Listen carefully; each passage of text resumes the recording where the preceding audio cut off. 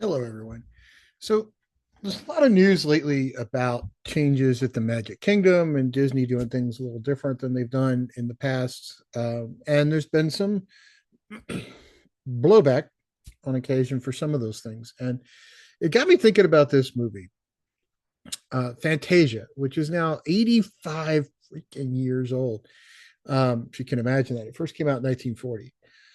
And Fantasia, if you haven't seen it, it's highly, highly, highly recommended. But this is the one of the original movie posters, and the concept of the movie was to take different pieces of music and put a bit of art to it. And honestly, it's kind of a whole new art form in a way. Disney at the time, this was one of his first five, was kind of creating a new real art form. I mean, animation was sort of infantile and not highbrow, if you want to use that phrase.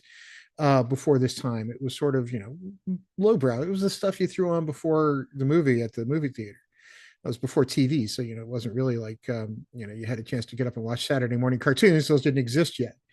But what Disney did with Snow White originally was he made people actually care about cartoons. He made people feel things that they wouldn't normally feel.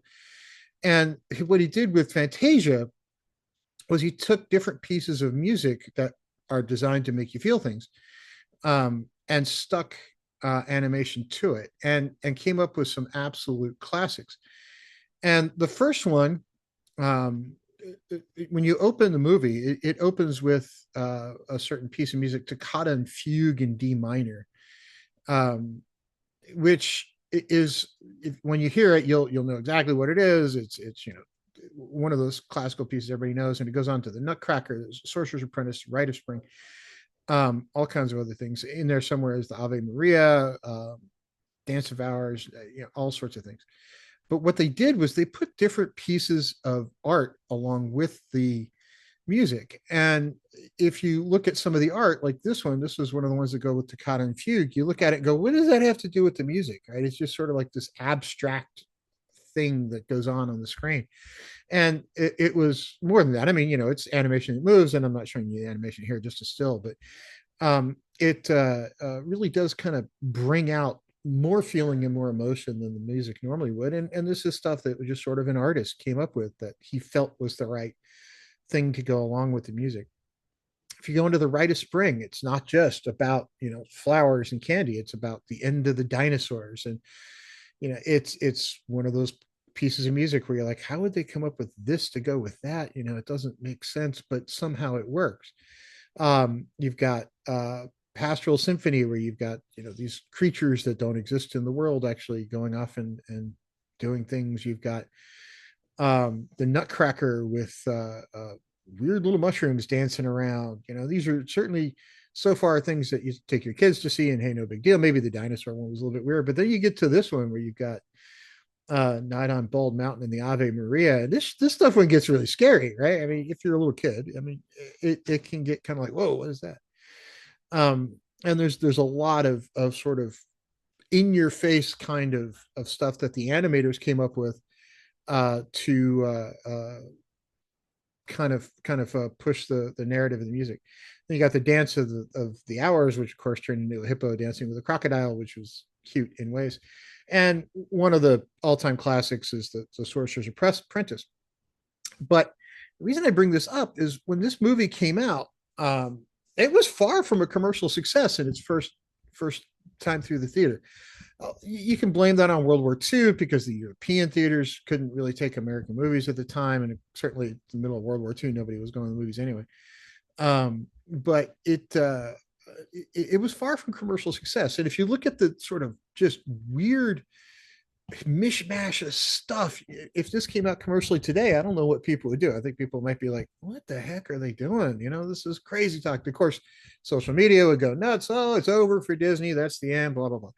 The reason I bring this up is these things look, each one of these different segments look nothing like each other. They're complete differences in the way they're done. And Disney himself, Walt Disney, the actual Walt Disney, wanted this movie to continuously evolve and sort of never close. Of course, that's a fantasy for any filmmaker to have a movie never close, but he wanted it to continuously evolve and have different segments drop in over time and different music brought out and different animations done, different scenes. So this movie would play for a very long time and never be the same, right? It continuously sort of change. And he said the same thing about his parks. He wanted the parks to continuously evolve and continuously change. And somebody's going to go, oh, yeah, but that doesn't mean strip the soul out of him. Okay, but he also was a guy who thought about the land of today and tomorrow. He wanted to keep that history, but he also wanted today and tomorrow. And if you don't think about the kids of today and tomorrow and you just kind of go with, well, that's what I liked when I was there in 1987, that's not really the park of today or tomorrow, right? That's sort of the park of yesterday.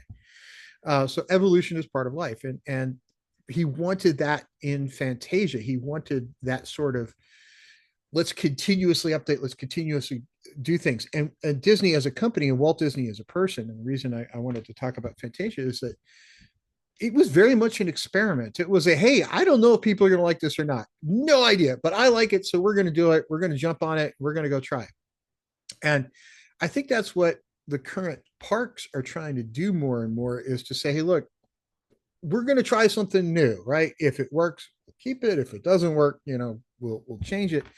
But I think evolution is part of their ethos. I think taking a risk on something new is certainly something that the company did way back when. And I think it was one of the things that made it great, was they took risks on unknowns. Because when Snow White first went into production, everybody looked at Walt like he was insane. He's like, you want to do what? You want to make a full length feature animated thing? Yeah, come on, you're crazy, man. It worked, paid off, and Disney Animation was born. And then that went into some others, and then Fantasia came around, and we're still talking about it 85 years later. And it's not, if somebody in the comments is going to say, oh yeah, it's just you talking about it. No, whenever I post this on any of my sites, I get a ton of comments about this thing. It's one of the things that people engage with very often, very hard.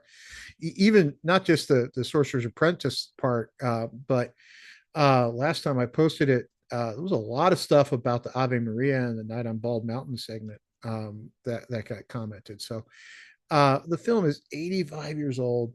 It still hits, and it still kind of brings forth that experimental phase that Disney was going through. And I think it's interesting to look at Disney today and the changes they're making in the parks and some of the things they're doing in movies that are a little bit different, and saying, hey, they're experimenting and they're not always going to get it exactly right. Some of the stuff is not going to go perfectly, but it's new, it's different. Give it a shot, see what happens. And if it doesn't work, you course correct, right? You've got to try something new, because if they're just spitting out the same stuff time and time and time again, who cares, right?